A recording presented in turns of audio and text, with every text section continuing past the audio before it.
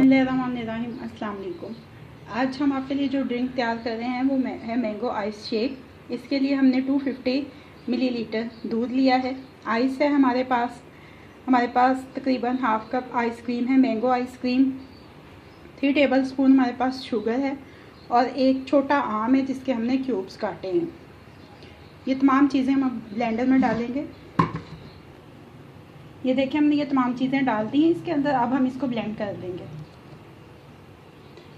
ये अच्छी तरह से ब्लेंड हो गया है, आइस इसमें मिक्स हो गई है। इसमें जो आइसक्रीम डाली है उसका मकसद ये है कि जब बनाते हैं शेक तो उसमें कंडेंस मिल्क, क्रीम, मुख्तलिफ़ चीज़ें शामिल करते हैं, लेकिन अगर आप उसमें थोड़ी सी आइसक्रीम डाल दें तो आइसक्रीम के जो से इंग्रेडिएंट्स हैं उसमें ऑलरेडी ये चीज़ें शामिल हैं।